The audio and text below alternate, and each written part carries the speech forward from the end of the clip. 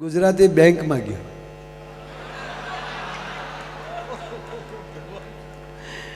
હું કીર્તિભાઈ ભણતો ને એટલે બોલો હું ભણતો બોલો. હાવ એક ઝીણી વાત કહું, હાવ ઝીણી વાત. હું ભણતો ને ભાઈ તો ખરેખર મને મારા શિક્ષકો મને બહુ પ્રેમ કરતા, મને બહુ મારું ધ્યાન રાખતા. હા, એ મને ક્લાસમાં ઊભો કરતા. હું કામ બધા મને જોઈએ કે ને, બીજું નહીં કે કીર્તિભાઈ મારા શરીરનું એટલું બધું ધ્યાન રાખતા કે આ છોકરાનું બોડી મજબૂત બને એટલે મને ઉઠબેઠ કરાવતા. એટલું નહીં કીર્તિભાઈ, મને ચામડીના રોગ ન થાય એટલે મને સનબાથ માટે તડકામાં ઊભો રાખતા. એટલું નહીં કીર્તિભાઈ, એટલું નહીં કીર્તિભાઈ, એટલું નહીં. મારા અક્ષરો એટલા બધા હારા થતા ને મારા સાહેબને એટલા બધા ગમતા ને તો મને એકનો એક પાઠ 10 વાર લખાવતા. અને હજ તો ક્યારે થાતે કહું, મારા શિક્ષક મને એટલો પ્રેમ કરતા, મને બીજા ધોરણમાં જવા જ ન દેતા.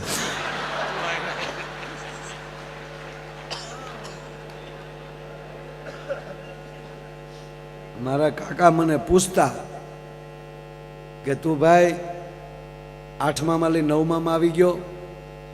મેં કીધું હું 2 વાર આવી ગયો. પણ સાહેબ એમ કહે છે 8મા ધોરણના જે સાહેબ છે ને એ કાકા એટલો બધો મને પ્રેમ કરે તે એમ કહે કે ના ભાઈ ભલે બધાય 9માં વયા જાય તારે નથી જવાનું. એટલે મને આગ્રહથી રાખ્યો તા. વળે કાકા શું કે આગ્રહ હોય તો રોકાઈ જવાનું પટા.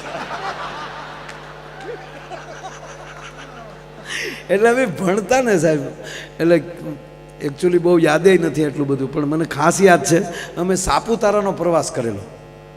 સાપુતારા ત્યારે, અને ત્યારે રામાયણ સિરિયલનું શૂટિંગ ત્યાં આપણે હા ઉમરગામની આજુબાજુ સાહેબ ત્યાં શૂટિંગ હાલતું. હું નાનો એટલે બહુ ભૂલાઈ ગયું. એ શૂટિંગ હાલતું તો અમારા સાહેબોએ ત્યાં શેડા કર્યા કે શૂટિંગ જોવું છે. તો એ લોકોએ હા પાડી રામાનંદ સાગરે, કારણ કે એને રીસ વાંદરા ઘટતા હતા. હા, અમારો અમલો ને બધા છે એમાં બનેલા હતા. ખોટી વાત ન કહેતો. હામા પક્ષમાં 1-2 સાહેબ ગયેલા છે કુંભકર્ણની હારે. હા, આપણો ગુજરાતનું ગૌરવ અરવિંદભાઈ ત્રિવેદી લંકેશ બનેલા સાહેબ. હા, આપણા 3-4 ગુજરાતી એમાં હતા. શ્રીકાંત સોની વિશ્વામિત્ર બનેલા. હા, વિશ્વામિત્ર સહ રામ લક્ષ્મણો. એટલે અમે શૂટિંગ જોવા ગયા હતા. આપણે મેં તો પહેલી વાર જોયું ત્યારે એવી ખબર નહોતી કે આપણા પાત્રો હોય. અમારે એમ કે હાસુકલા જશે રામ ને રામ. તમે ત્યાં ગયા ને તો દીપિકાજી ને અરવિંદભાઈ બેઠા બેઠા ચા પીતા હતા. આ તો મેં કીધું ભેગા બેઠા હતા.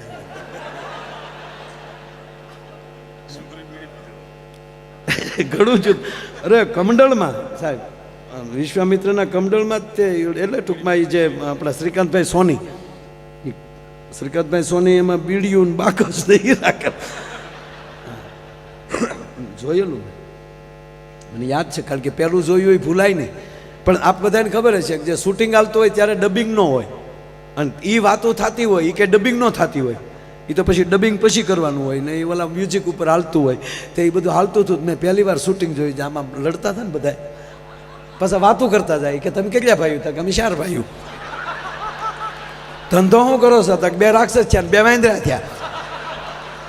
પગાર શું છે? કે રોજના 150-150 રૂપિયા નક્કી કર્યા છે. અને રામાનંદ સાગર એમ કહેતા હતા કે જે જો 2-5 દી વચ્ચે તો પાછા 50-50 રૂપિયા વધારે દે. જમવાનું તો કે જનરલ રસોડે જમી લઈને ગાટલા નાખીને હોઈ જાય છે. એ કે તારી પાસે માણેક ચમકે માવો કાંઈ છે? તક મારી પાસે કાંઈ નથી. તો હું તોડ્યા આવો. ગુજરાતી બેંકમાં ગયો યાર. આપણો ગુજરાતી બેંકમાં મુંબઈ મહારાષ્ટ્રની બેંકમાં ગયા. ત્યાં જઈને બેંકમાં જઈને કીધું કે ભાઈ 50,000 રૂપિયા લોન લેવી છે. કે ઈકડે આ તુલા અહીંયા ભાઈ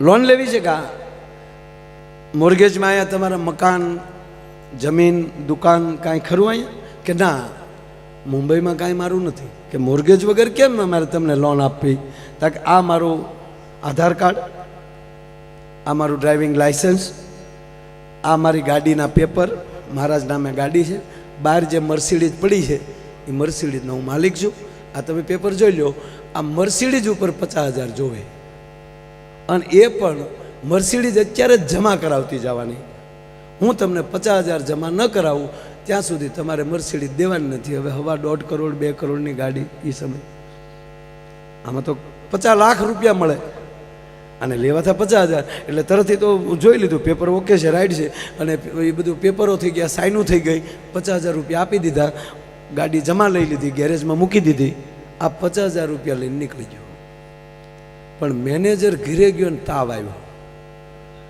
કે જે મર્સિડીઝનો માલિક એને 50,000 ઘરમાં 50,000 નહીં હોય એને લોન કેમ લીધી હારી મર્સિડીઝ ઓરિજિનલ જે છે ને ચાઇનાનું તો ડબલું નહીં હોય ને રાજ્ય પેપર જોયા નંબર નાખ્યા તો એ તો જે શોરૂમ માલી છૂટી હતી નેટ ઉપર આવી ગયું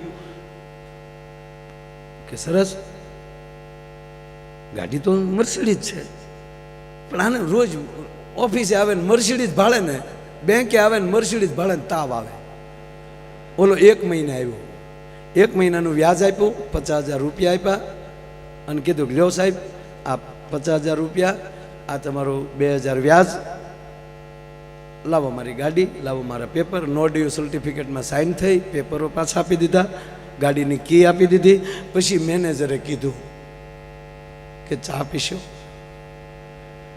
અરે કે ચા તો ગુજરાતીને ડબલ જોવે ભાઈ સ્પેશિયલ ચા મગાવી ચા પીતા પીતા પછી મેનેજરે પૂછ્યું કે મારા બાપ 1 મહિનાથી હું તો હોઉં તો તારા પેટનો હો એટલે શું તમને વાયુથી કે વાયુ નહીં તારી ગાડી આ લોન અરે પણ સાહેબ એમાં હું જ જવાનું હોય ને આમાં કાંઈ તમારી પાસે ગાડી તક ગાડા એ નથી કહેતો તું મર્સિડીઝનો માલિક અને તને 50,000ની જરૂર પડી કેમ તાકે એ તમારે સાહેબ જાણવું હોય તો એકવાર મરી જવું પડે ને ગુજરાતમાં જન્મ લેવો પડે એ કે ભાઈ મરવું ને પાછો જન્મ લેવું જાણવું એની કરતાં કહેતો જાને કહેતો તો હજી 50,000 હું મારા ઘરના દઉં અરે સાહેબ એવું કાંઈ નહોતું મારે 1 મહિનો ઓસ્ટ્રેલિયા જવું હતું મુંબઈમાં કોઈ મારો મિત્ર નહોતો ક્યાંય ગાડી મુકાયું હતું નહીં અહીંયા પાર્કિંગમાં મૂકું તો પર ડેના 700 રૂપિયા હતા અને એ નો ગેરંટી કૂતરાઈ બેસે સકલાઈ સરકે ગાડીની સલામતી નહીં એટલે પાર્કિંગના 1 મહિનાના 21,000 રૂપિયા ભાડું થતું હતું એને બદલે 2,000 રૂપિયામાં તમે અમારી ગાડી હાચવીને ઉપરલી 50,000 1 મહિનો વાપરવા આપ્યા આ ધંધો કરાય ને સાહેબ એ આપણા ગુજરાતી છે એટલે કહેવાનો મતલબ આપણી પાસે બધું છે આપણી પાસે કળા છે સંસ્કાર છે પણ મારા બાપ હપ રાખજો અહીંયા ગુજરાતી બનીને રહેજો અહીંયા જ્ઞાતિ વાતીના વાડા ન રાખતા ત્રીજી વાત આયોજન કોઈ પણ કરે અને ગુજરાતી કાર્યક્રમ હોય ત્યારે આ દેશમાં બીજા રાજ્યોના માણસોને થવું જોઈએ કે ભલે એમાં અમે નથી હું એમ નથી કહેતો મને લાવો હું તો ઘનશ્યામભાઈને ઘણી વાર આવી ગયો છું સાહેબ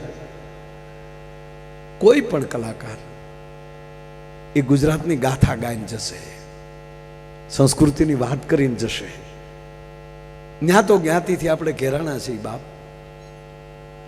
અહીંયા નહીં અને અહીંનું દ્રષ્ટાંત અમે ગુજરાતમાં દઈએ કે ને એવું અહીંયા ભાવ છે એટલે કહેવું પડે છે સાહેબ કે આવો ઓસ્ટ્રેલિયામાં આવો અમેરિકામાં તમામ ગુજરાતી એક બનીને રહે છે અને આવા રૂડા કાર્યક્રમો હોય ત્યારે 18 વર્ષ ગુજરાતી બનીને બેઠા હોય છે ને આપણે ગુજરાતી બનીએ આપણે ભારતીય બનીએ આ દેશના રખોપા કરીએ જેમાં કમાઈએ છીએ એમાં આપો એ આંબાને ખૂબ ખાતર નાખો પણ ફળ મોકલો તમ ત્યાં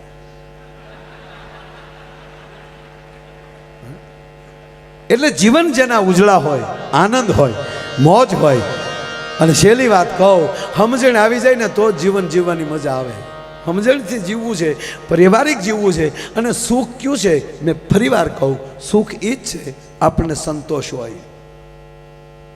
વિવાદથી જીવવું એની કરતાં આનંદથી ન જીવીએ? પણ અંદરો અંદર અહંકાર, ઘરનાને એમ થાય કે મારું ઘરમાં હાલવું જોઈએ, ઓલાને એમ થાય કે મારું હાલવું જોવે, બીજાને એમ થાય કે મને ટોકવા ન જોવે. ના, જેટલું ઈશ્વરે હમણાં કીર્તિભાઈ કીધું એમ કે લખ્યા ફરવાના નથી, પણ દાખલા તરીકે ભાગ્યમાં લખ્યું હોય કે તું ડ્રાઈવર થવાનો છો, એટલું જ લખ્યું હોય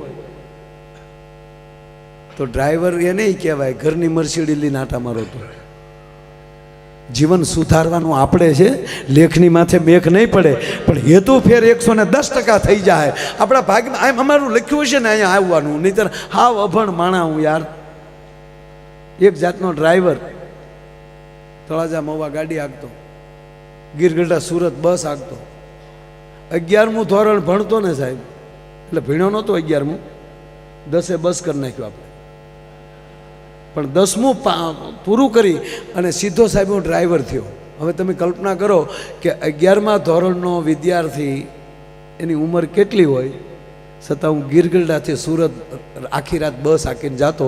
એટલું નહીં, પેસેન્જર કહેતા કે આ છોકરો. અને 6 મહિનાની અંદર સાહેબ એવું નામ થયું હતું કે બુકિંગ કરાવવા આવે ને તેમ કહેતા કે માયાભાઈ જે ગાડીમાં હોય એમાં બુકિંગ આપજો. ડ્રાઈવરે એવો બન્યો, જેમાં જાઓ એમાં પરિપૂર્ણ જાઓ, જેમાં પ્રવેશ કરો એમાં પરિપૂર્ણ પ્રવેશ કરો. બાકી નિમિત્ત જ્યાં હશે ત્યાં જવાનું છે, મોજથી જાય, આનંદથી જાય. અમે કીર્તિભાઈ જેલમાં ગયા હતા એકવાર, એટલે પ્રોગ્રામ દેવા એકવાર ની જેલમાં કેટલી વાર ગયા આપણે, વગર જામીને બહાર નીકળવું એટલે. તે જેલમાં પ્રોગ્રામમાં ગયા ને, અમે કીધું ને કે અહીંયા લાગે ગુજરાત, એમ અમે અહીં બેસી જઈએ ને એટલે પૂર્ણતાથી પ્રવેશ કરી જાય, પછી અમને ખબર ન રહે અમે ક્યાં છીએ. તે મારે જેલમાં કહેવાય ગયું, મિત્રો એવી પવિત્ર જગ્યાએ મળ્યા છીએ. ઓલા કેદી કતરાણા કા કોણ લાવ્યું આને, મને થયું ગોથું ખવાઈ ગયું. મેં પણ હવે ગઈ તો ગઈ ગાડી, એટલે મેં કીધું નહીં મિત્રો, જો કૃપા થાય ને એટલે તરત શબ્દો મળી જાય. મામા, અરે મામા, મામા હજળ બેસી ગયા, હલો તો ખરા થોડા. એટલે મને થયું કે હારું બોલાઈ ગયું પવિત્ર જગ્યા, એટલે મેં કીધું નહીં મિત્રો, પવિત્ર જગ્યાએ મળ્યા છે. જેલ એટલે ભગવાન કૃષ્ણની જન્મભૂમિ. એવી જેલમાં આજે ભગવાન કૃષ્ણ, જ્યાં જેલમાં જન્મ્યા છે, ભગવાન કૃષ્ણની યાદી થાય એવી જેલમાં જ્યારે પ્રોગ્રામ છે, બધાએ તાળીઓ પાડી, પણ એકથી ન રહેવાનું. એ ઊભો થઈને મને કે હવે જ થાય હો. મેં કીધું કાં? મને કે કૃષ્ણ જન્મતા વેદ ટોપલામાં વયા ગયા હતા, અને અમને 15 વર્ષથી જામીન નથી મળતા અહીંયા સાહેબ. પણ જીવન જેના હસમુખા હોય, આનંદી હોય, અને આનંદ કરતા કરતા જીવીએ, અને જેની સાથે બેસીએ ભાવ અને પ્રેમથી જીવીએ, એકાબીજીને મદદરૂપ બનીએ.